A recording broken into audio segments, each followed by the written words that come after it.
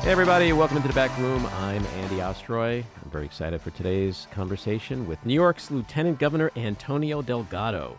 But first, thank you for tuning in today. We appreciate you listening, and we'd love to hear your comments. So email us at backroomandy@gmail.com and or post on our social media, and we'll read some feedback next time.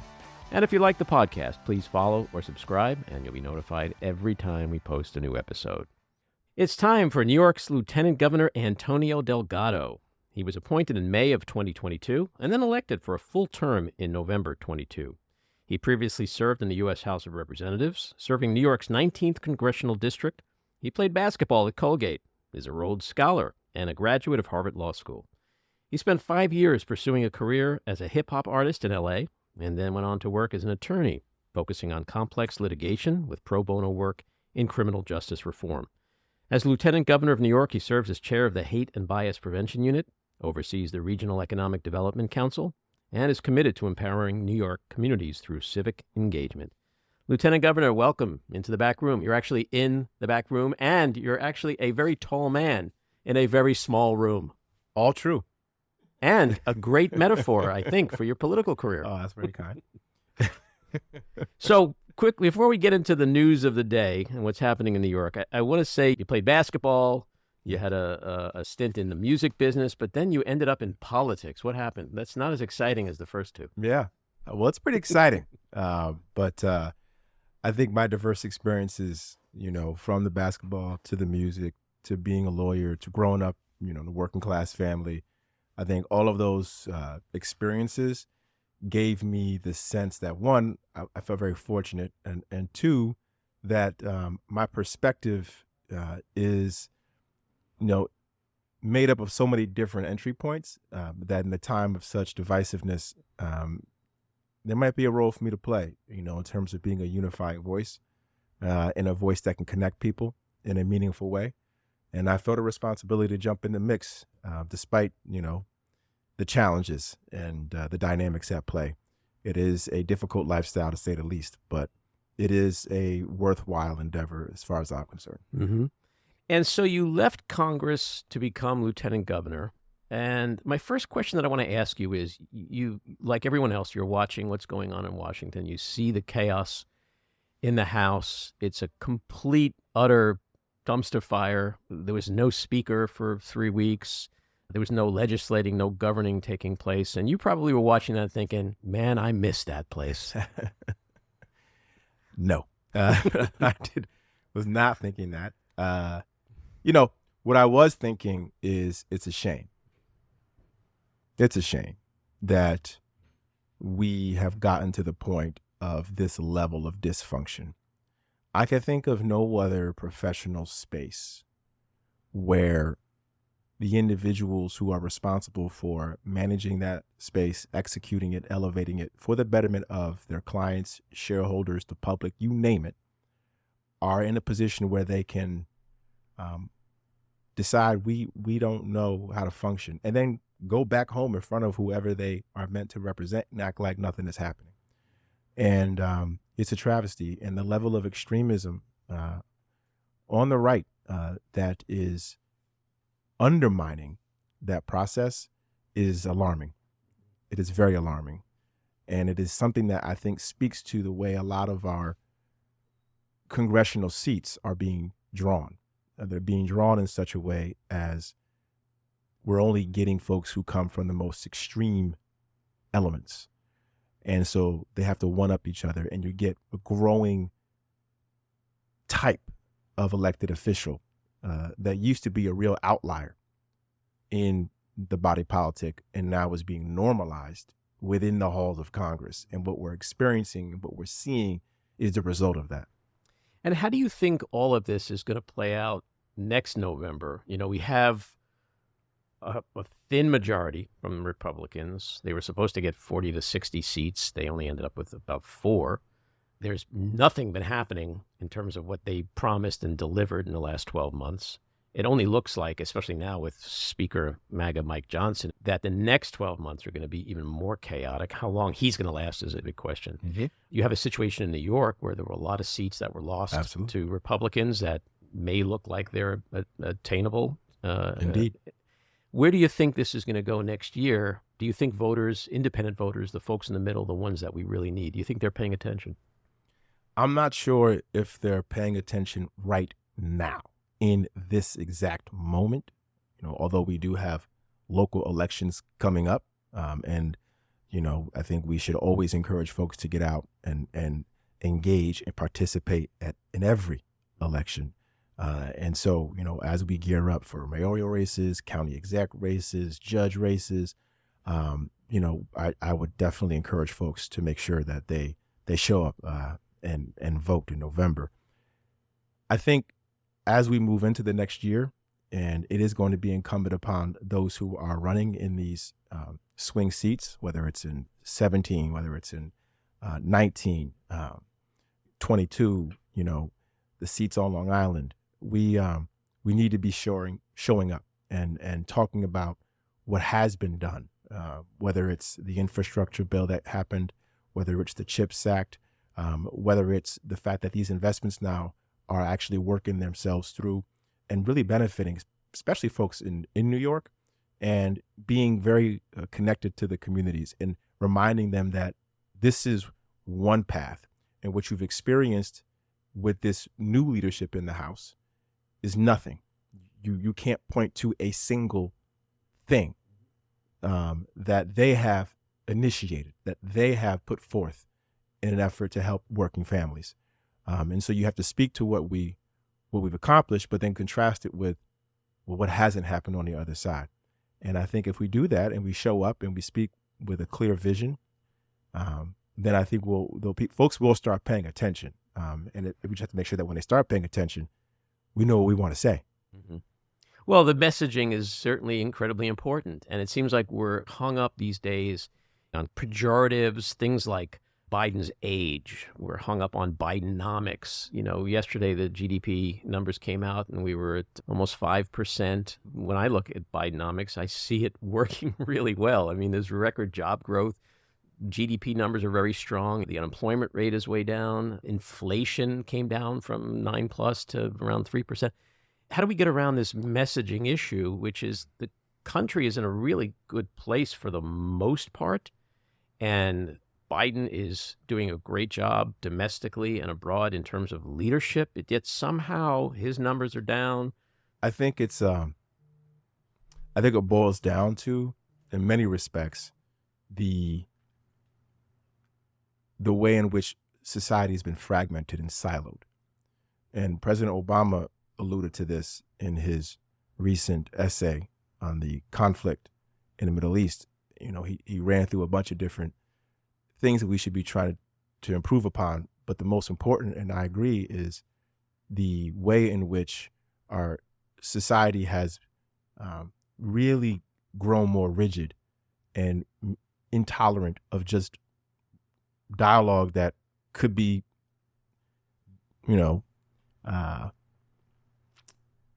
diverse in perspective. And everybody has echo chambers now. So you can roll out all your numbers, right? And you can say X, Y, and Z, but that doesn't necessarily mean that information is getting into someone else's echo chamber. And even the folks who are processing that information and aware of it, they're also getting inputs that, reinforce whatever their worldview is. And so you just have this, these concentrated echo chambers over time. And then you get so-called leaders who emerge and they see this development and they say, how do I exploit that? Rather than make it my business to walk around and pop these bubbles and try to figure out how to let folks in these different bubbles see themselves in each other. Very hard, very difficult. But I think there's a general malaise around that. And there's a general malaise around the fact that we're still struggling to figure out where we're going in a unified fashion. The damage that's been done over the last, 10, 15 years, right? Going back to 2016, I guess, right? Where what was unleashed was a sort of, collective hostility. And it wasn't about what the future was. It was more about protecting something. And it wasn't about enabling something. And we've been on that track ever since, and we haven't been able to get our footing as a country. And so as a result, it's very, very difficult for the facts to really matter. It's really, really difficult for even the truth to matter. And it's more incumbent now than ever that leaders emerge, like real leaders, not people who just try to exploit the situation for their own power.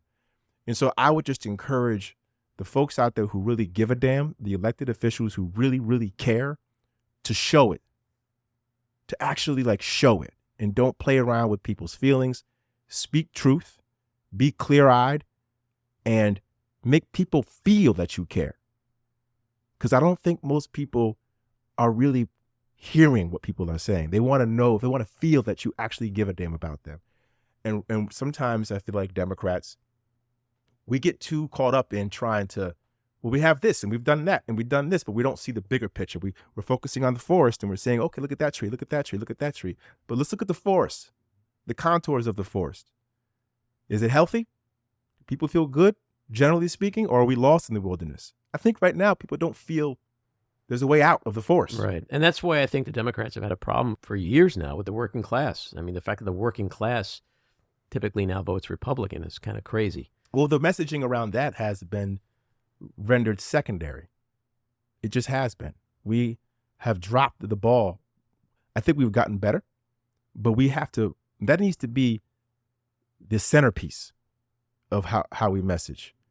The story of upward mobility must always be front and center in how we communicate. That needs to be the central issue, and everything else can circle around it.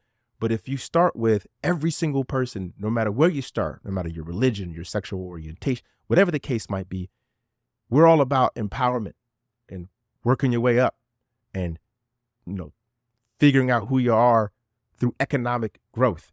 And my family lived that. Other families have lived that in generations past, and that's slipping away. The idea that you can work your way up, that you can not be trapped by your conditions, it's actually moving in the opposite direction. And if we don't speak to that directly, right, you look at the growing inequality in our system, concentrated wealth, working poor, the fastest growing class in the country.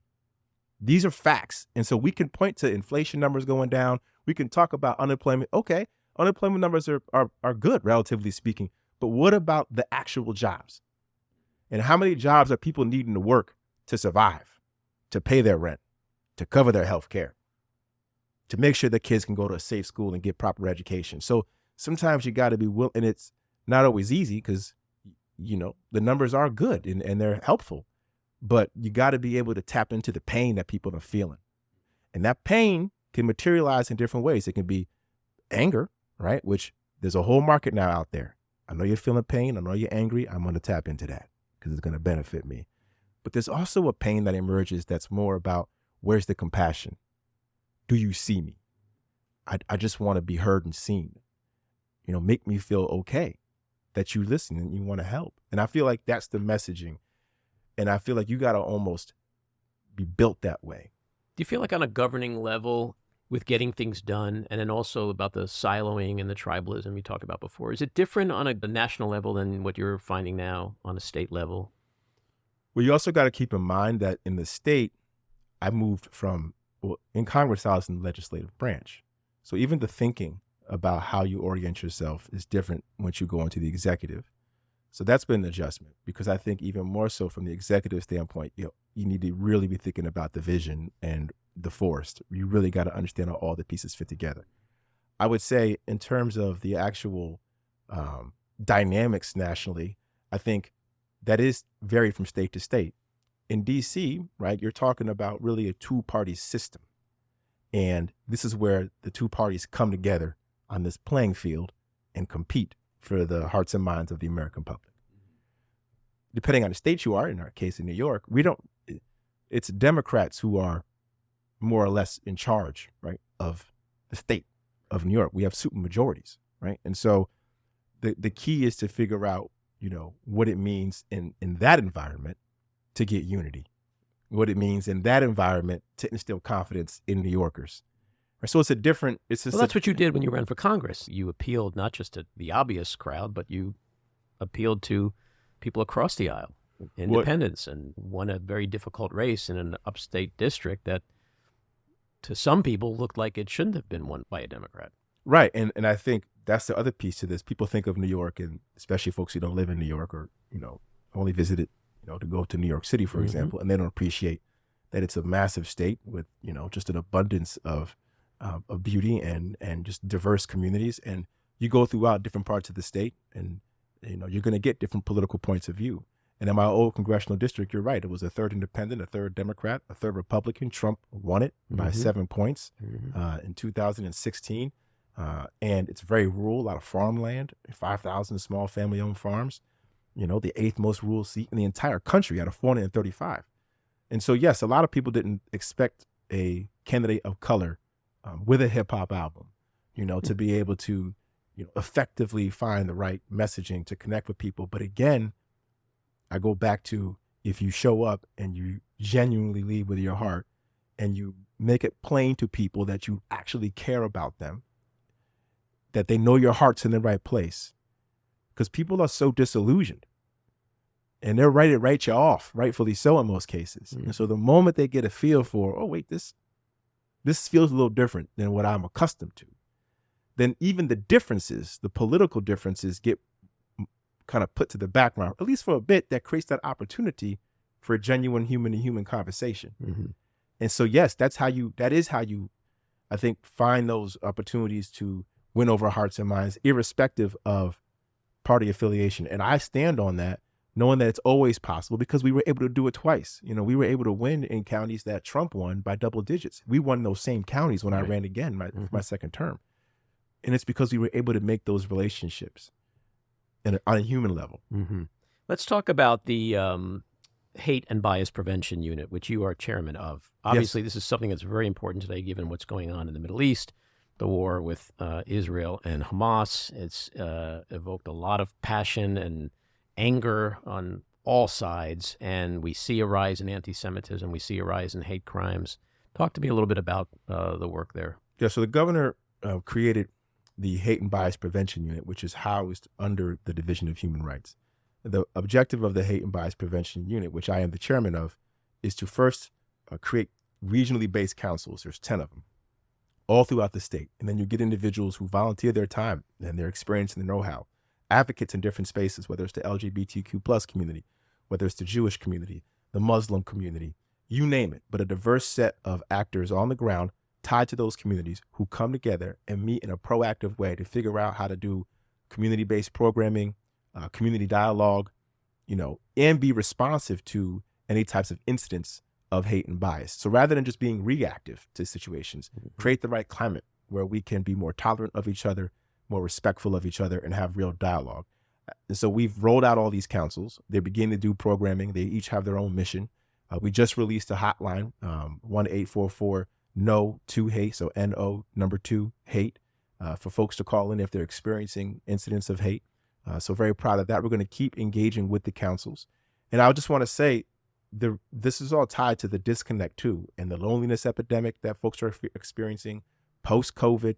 The more we get disconnected and have been isolated because of COVID, but also because of the social media dynamic, the more space there grows for intolerance, right? The more space there grows for hate and for ignorance.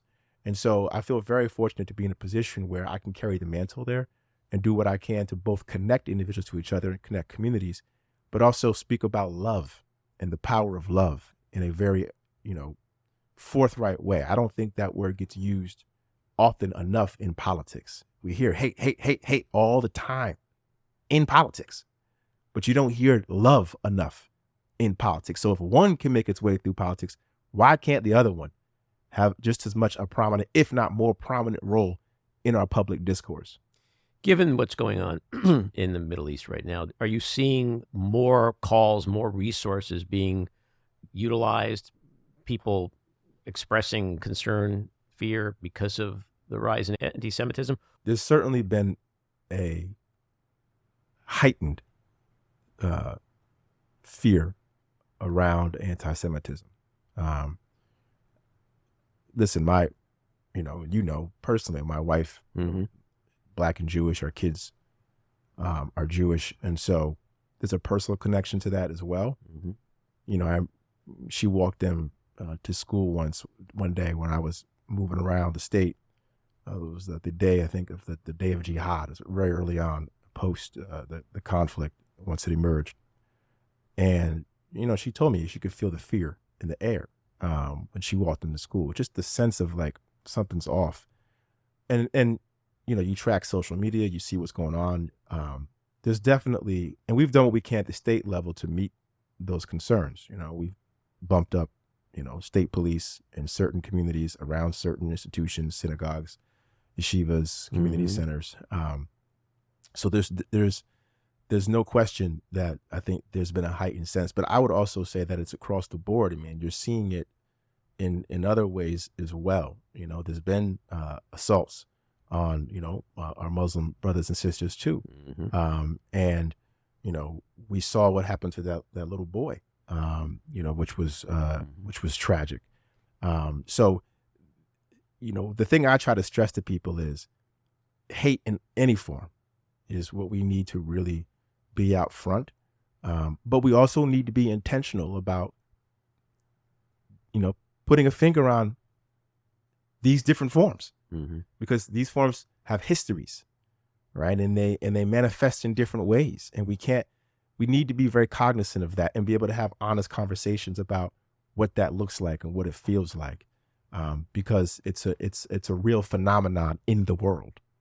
And if you're going to address it, you need to be able to identify, see where it is, and then do what you can, to eradicate it, right? And so you got to name it, and you got to be able to then speak to it and hopefully eradicate it. My last question is, does the U.S. government have something similar that, independent of states like New York, is trying to accomplish the same things, and even more so working with states like New York? Like, do you partner with the federal government on any of this? Well, we partner with the government in the sense of tracking what's going on, on the internet and, social media. I think there's more and more growing collaboration to figure out, okay, we want to spotlight, we're hearing chatter over here, we're seeing, folks saying this over there. So there's constant collaboration in that regard. But I think to your bigger point about, collaborating around the units that have been charged with preventing hate and bias, it's a good question. And I can't say off the top of my head if there's any explicit, obvious example of that level of coordination, as opposed to the tracking of what's going on and the sharing of information. I do think it would be important to have some kind of national campaign that is well structured and put together with the right voices to be very intentional about recentering us in our moral compass. I think that's very important right now. I think our political systems have been rendered morally bankrupt. And in the absence of that direction, it's become nothing more than a power grab. And I think the body politic has actually come to not accept it, but knows full well that that's what it is, until shown otherwise. And so I think it's incumbent upon those of us who care about the system and government and democracy to show up and communicate that no, we're morally grounded here. We care about people. We care about your future. And it's not just about power. It's about people, and it's about, being together and fighting for each other, irrespective of whatever our differences might be. We're going to have differences. People are just afraid of other. That's the problem. Yes, that's a base survival instinct. We are civilized. We are meant to be more than that. And there's a light in us that allows us to be more than that. That light is called love. That capacity to give of yourself for others. The capacity to sacrifice yourself for another. We have that capacity. That is our superpower. So we need to not forget that and actually embrace it, lift it up, cherish it. And I think real leaders make it their business to do that. Amen. Lieutenant Governor, I know you got to go help run a state, so thanks for coming in. Thank you for having me, sir. All right. Appreciate the conversation. This episode of The Back Room was edited and produced by me, Andy Ostroy. It was co-edited and co-produced by Maddie Rosenberg and co-produced by Jen Hammoud. Our theme song was composed by Andrew Hollander, and our logo was designed by Cricket Langell. And special thanks to Patricia Wind. Please take a moment to rate and review the podcast, and also follow or subscribe. Until next time, keep your eyes on Washington, Hollywood, and your own backyards, and have a great week.